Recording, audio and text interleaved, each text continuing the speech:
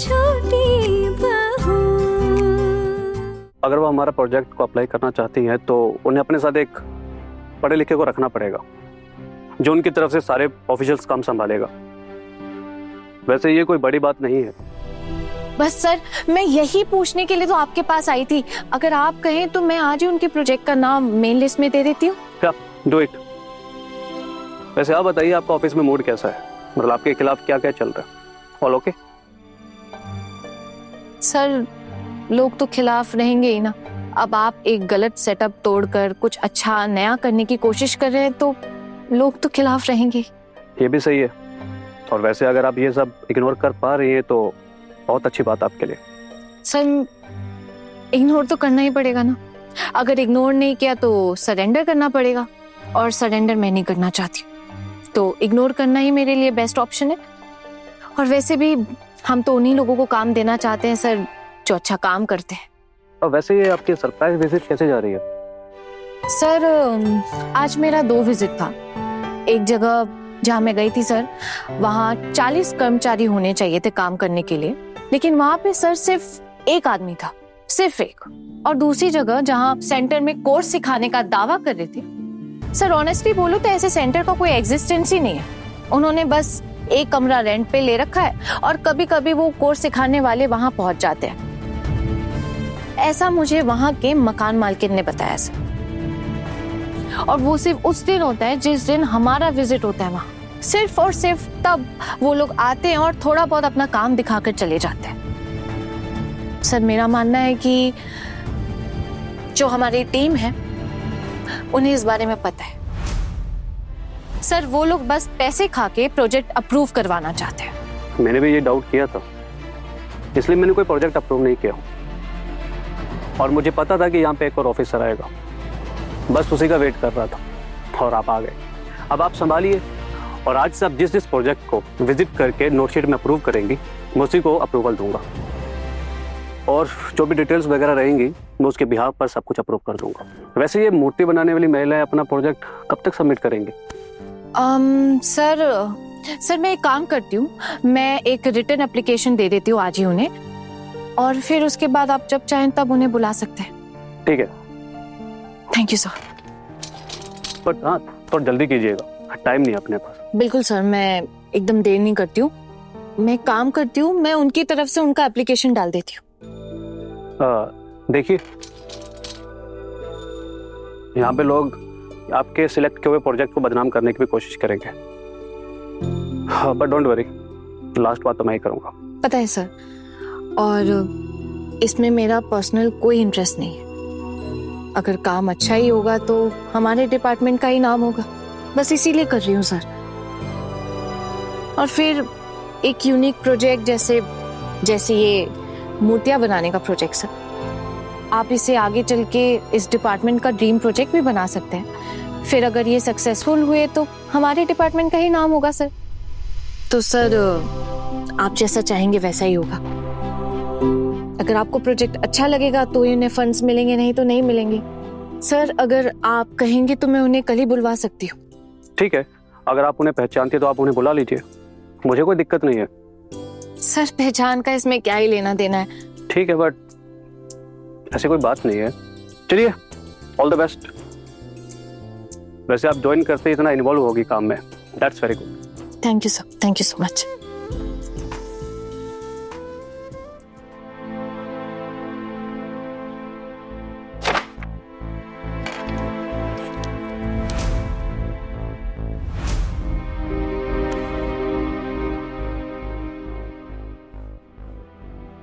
कुछ कहना चाहते हैं आप लोग? हाँ बिल्कुल। आप सरप्राइज विजिट पे गई थी। हाँ, गई थी, और यही मेरा काम भी है, और इसके लिए मैं किसी को आंसरेबल नहीं हूं। लेकिन मैडम, आपने कहा था कि हम में से किसी को आप साथ लेकर जाने वाली हो। कहा था और नहीं लेकर गई तो क्या कोई दिक्कत हो गई? मैं क्या मजबूर हूँ कि मुझे आप लोगों को अपने साथ लेकर ही जाना पड़ेगा? ऐसे नॉन कोऑपरेशन से क्या आप हमारे साथ काम कर पाएंगी? Non cooperation? नॉन कोऑपरेशन की बात यहाँ कहाँ से आ गई? कैसा नॉन कोऑपरेशन बोल रहे हैं आप? मुझे आप लोगों ने एक लिस्ट दी, मुझे वो लिस्ट वेरीफाई करनी है। अब उसको वेरीफाई करने के लिए मुझे लगा कि मुझे सरप्राइज जाके विजिट करना चाहिए, तो मैंने किया। मुझे एक बात समझ में नहीं आ रही है, आप लोग मुझे इतना प्रेशराइज क्यों कर रहे हैं कि आप लोगों के कहने के मुताबिक मुझे अपना काम करना पड़ेगा? अरे लेकिन आप किसी भी दिन किसी भी समय वहाँ चली जाएंगी तो लोग तो ऑफिस में 24 घंटे नहीं होते हैं ना। पहली बात तो मैं बेवक्त नहीं गई हूँ, मैं वर्किंग डे में वर्किंग आवर्स में गई। और अगर वहां पे कोई नहीं था तो उन्हें नोटिस देना चाहिए था कि आज सेंटर बंद है, लेकिन वहां ऐसा कोई नोटिस नहीं था। इनफैक्ट ये छोड़ दीजिए, वहां के आसपास वाले लोगों को ये तक नहीं पता है कि वहां पे कोई सेंटर है, कोई जानकारी नहीं उन्हें इस बारे में। वैसे आप किसे डिफेंड कर रही हैं? किसके लिए मुझसे लड़ रही हैं आप? देखिए, हम इतने दिन से विजिट करके बात करके एक रिपोर्ट तैयार करते आए हैं और अब दोबारा से वेरीफाई कर रही हैं, दोबारा उन्हें हैरेस कर रही हैं। हैरेस कर रही? अरे जिनसे मुलाकात ही नहीं हुई मेरी, मैं उन्हें हैरेस कैसे कर सकती हूँ? हैरेस करने की तो बात ही नहीं उठती है।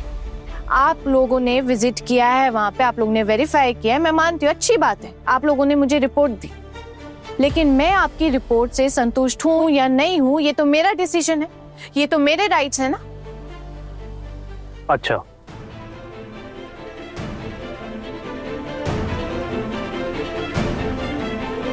आप लोग इतना स्टेक क्यों ले रहे हैं? आप लोगों का जितना काम बनता है आप उतना कीजिए। अगर इन्हें लगता है कि ये एक और विजिट करके एक रिपोर्ट और देना चाहती है तो इसमें आपको क्या प्रॉब्लम है? हम तो यहाँ से नोटिस डिपार्टमेंट के और ऊपर तक भेज सकते हैं।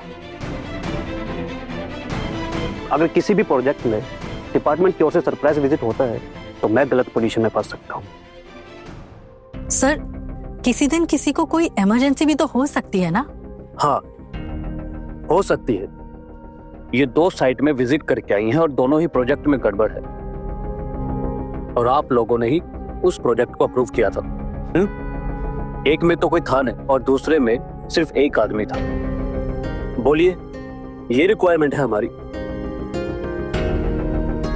कागज में 40 लोग दिखाकर वो 40 लोगों के पैसे उठाते हैं, और असल में काम पर कितने आते हैं? सिर्फ एक। सर, एक दिन एक आया था, इसका मतलब ये नहीं कि रोज 40 नहीं आते हैं। अच्छा, लेकिन रजिस्टर में तो आज भी 40 लोगों के ही सिग्नेचर थे। और सर मैं आपको एक बात बताऊं, मैंने वहां जाके ना कई सारे लोगों से फोन पे बात भी की। कुछ लोगों का कहना है कि वो वहां 3 साल पहले काम करते थे, अब नहीं करते। कुछ लोगों का ये तक कहना है कि वो वहां जॉब करते नहीं, अब उन्होंने कहीं और जॉब पकड़ ली। यहाँ तक कि किसी ने तो ये तक कह दिया कि वो वहां काम ही नहीं करना चाहते। अब मुझे समझ नहीं आता कि ये सब क्या चल रहा है, और आप सब लोग ऐसे लोगों को प्रमोट कर रहे हैं। ठीक है मैडम, हो सकता है मेरे पास सारी डिटेल्स नहीं थी, पर अगर आप इस तरह सारे प्रोजेक्ट्स कैंसिल कर देंगी तो नए प्रोजेक्ट्स कहाँ से आएंगे और डेडलाइन कैसे मेंटेन होगा? ये सब आप हम पे छोड़ दीजिए। डेडलाइन को मेंटेन करना आपका काम नहीं है। आपका जो काम था आपने वो पूरा किया, आपने मुझे रिपोर्ट दी। अब उस रिपोर्ट को एग्जामिन करना मेरा काम है, और एग्जामिन होने के बाद डिसीजन लेना वो सर का काम है। एंड आई थिंक यही प्रोसेस है। जैसा चलता है वैसा ही चलता रहेगा, ऐसा तो नहीं है ना। ये आप लोगों की गलत सोच है। इससे पहले जो ऑफिसर थे उन्होंने आप पे भरोसा कर लिया, इसका ये मतलब नहीं कि अभी जो ऑफिसर है वो भी आप लोगों पे भरोसा कर ले। और एक बात बताइए, आप लोगों ने ऐसा कोई काम किया जिससे आप लोगों पे भरोसा किया जाए?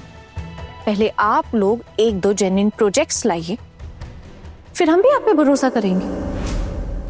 अरे मैडम, आप कहना क्या चाह रही है? हम जेन्युइन प्रोजेक्ट देते ही नहीं है। हमारा क्या स्वार्थ है भला? हम क्या उन लोगों से पैसे ले रहे हैं? ये तो आप कह रहे हैं, मैंने तो ऐसा कुछ भी नहीं कहा। मैं तो सिर्फ रिपोर्ट्स की बात कर रही हूँ। लेकिन फिर भी अगर आप लोगों को लगता है कि मैं गलत हूं तो आप मेरे खिलाफ कंप्लेंट कर दीजिए। अगर आपको लग रहा है कि मैं सर को मैनिपुलेट कर रही हूँ आपका प्रोजेक्ट कैंसिल में, तो आपकी जो मर्जी आप वो कर सकते हैं। देखिए मैडम, मैं आपको दोबारा समझा रहा हूं, आप इस तरह हमारे साथ काम नहीं कर पाएंगे। अच्छा, तो धमकी दे रहे हैं आप इन्हें? हाँ सर, इस तरह सबको अपने खिलाफ भड़का कर ये हमारे साथ काम नहीं कर पाएंगे। इतने सालों से हम यहाँ काम करते आए हुए हैं, ये नई आई है और ये समझ रही है कि हम सबको गायब कर देगी। हमारे काम की कोई वैल्यू नहीं है। एक सेकेंड, मुझे एक बात समझ में नहीं आ रही। आप लोग का काम है, आप लोग अपना काम कर रहे हैं, आपका काम है मुझे रिपोर्ट करना और मैं आपकी रिपोर्टिंग अथॉरिटी हूँ। अब अगर मुझे लगता है कि मुझे सेंटर जाके सरप्राइज विजिट करना है तो मैं करूंगी। अगर मुझे लगेगा कि कोई गड़बड़ है तो मैं जरूर जाऊंगी। अब गड़बड़ निकलने के बाद मैं नोट शीट बनाऊंगी और नोट शीट बना के मैं सर को दूंगी। फाइनल डिसीजन तो सर का होगा, मेरा नहीं। सर ही है जो अप्रूव करेंगे कि प्रोजेक्ट अप्रूव करना है या नहीं। मैं तो सर को लिख के नहीं दे रही हूँ ना कि सर आप प्लीज इनका प्रोजेक्ट अप्रूव मत कीजिएगा। मैं तो फैक्ट्स लिख के दे रही हूँ। तो इसमें दिक्कत क्या है? आप लोग को इतनी प्रॉब्लम क्यों हो रही है? इसका मतलब तो यही है ना कि आप लोगों के फायदे का नुकसान हो रहा है ना? आप कहना क्या चाह रही हैं? मैं बहुत क्लियर हूं और आप लोग बेवजह इंटरफेयर मत कीजिए। मैं अपना काम कर रही हूं, मुझे मेरा काम करने दीजिए और आप लोग अपना काम कीजिए। मेरे काम में टांग मत अड़ाइए। अब अगर कल को सर को सेंटर्स विजिट करना होगा तो मैं सर को ये थोड़े बोलूंगी कि सर मैं विजिट कर चुकी हूं, आप क्यों जा रहे हैं। ये उनका अधिकार है, उनके राइट्स है, वो बिल्कुल जा सकते हैं। ठीक है, आपको जो करना है करिए। हम भी देखते हैं आपको कहां से मिलते हैं नए प्रोजेक्ट्स। हाँ, अगर प्रोजेक्ट्स नहीं मिले तो प्रोजेक्ट कैंसिल होंगे, हम प्रोजेक्ट सबमिट ही नहीं करेंगे। पर कोई भी फेक प्रोजेक्ट लेके हम गवर्नमेंट से पैसे लेके फर्जी अटेंडेंस लेके उसे अप्रूव तो नहीं करा सकते ना। इसका तो कोई फायदा नहीं होगा। और ये सब छोड़िए, अगर कल को इंक्वायरी बैठती है तो सिर्फ मैं और सर नहीं फंसेंगे, आप लोग भी तो फंसेंगे ना उसमें। तो फिर आप लोग इन सब में क्यों पड़ रहे हैं? सर आप कुछ कहना चाहते हैं? हाँ नहीं, मैं बस देखने आया था कि बाहर क्या चल रहा है। Okay sir. Sir sorry but excuse me, मुझे थोड़ा काम करना है और कुछ कॉल्स करनी है। Thank you.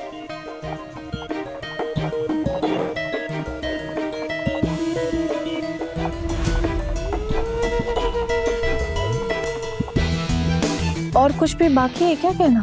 अब इस तरह तो यहाँ काम नहीं कर पाएंगी। ठीक है, फिर मैं भी आपको चैलेंज करती हूँ कि मैं यही काम करूंगी और मैं अपना काम छोड़कर जाने वालों में से नहीं। मैं यही काम करूंगी और यहां काम में ट्रांसपेरेंसी भी लाऊंगी। और इस ट्रांसपेरेंसी के लिए मुझे जो कीमत चुकानी पड़ेगी ना, मैं चुकाऊंगी। I hope I am clear. ठीक है, फिर आप लोग अपना काम कीजिए और मुझे मेरा करने दीजिए।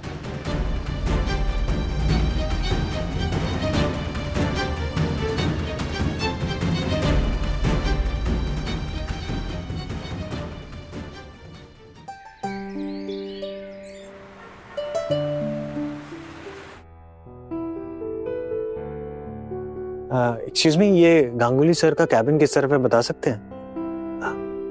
आइए आइए आइए।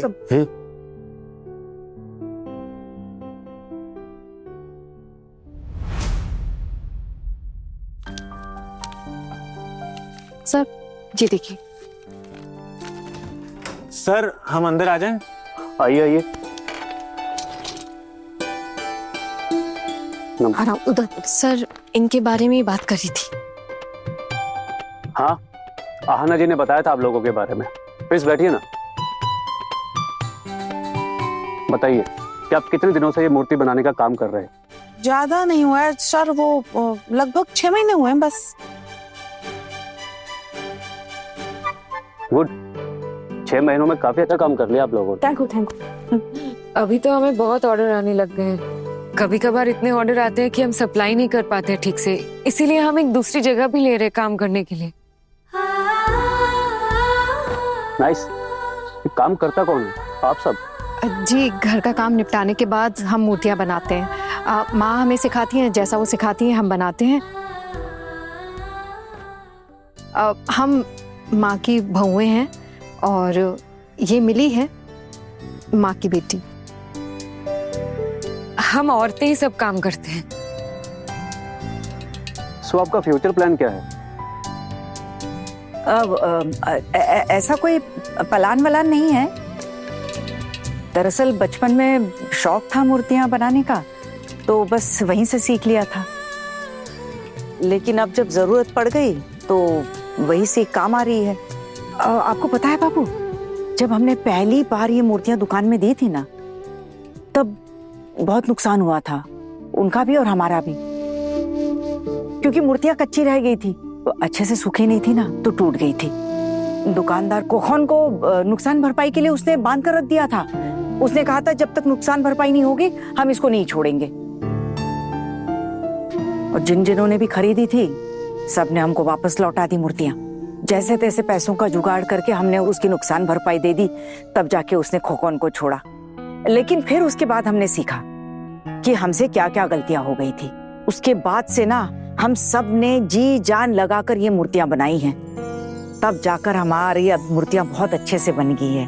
अच्छे से सुखाई, अच्छे से पकाई, फिर सब कुछ अच्छा अच्छा ही होता गया।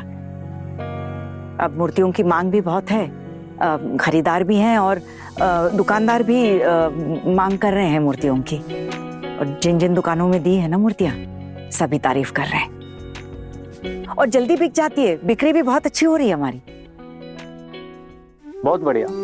अगर हम आपको फंड दें तो आप अपना काम और बढ़ा सकते हैं और आप लोगों का बहुत फायदा होगा। हाँ, जो आपको ठीक लगे बाबू। हम अपनी मूर्तियां दिखाने के लिए लेकर आए हैं। एक खोखन बड़ी, जरा दिखाना। जी माँ। ताकि आप समझ सके कि हमारा काम कैसा है। आपकी इन मैडम ने कहा था आपको दिखाने के लिए लेकर आए, इसीलिए ले आए हैं। आप देख लीजिए एक बार।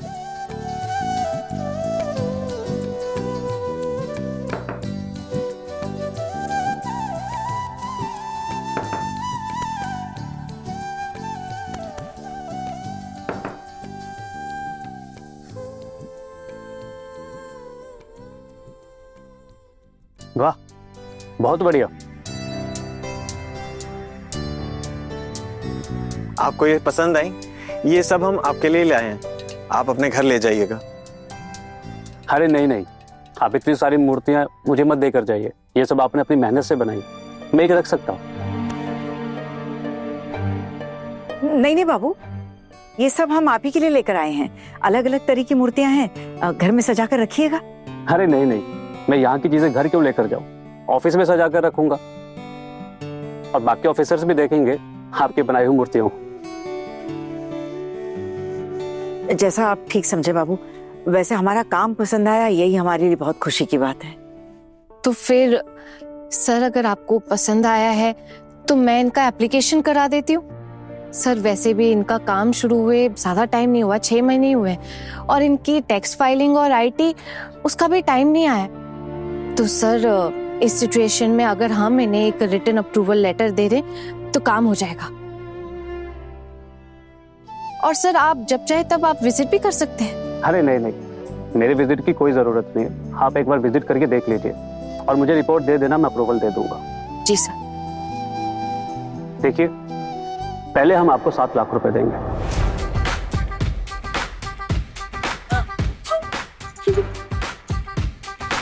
और अगर आपका प्रोडक्शन सब कुछ अच्छा रहा और आपने टाइम पे लोन चुका दिया तो हम आपको अगले साल और पैसे देंगे।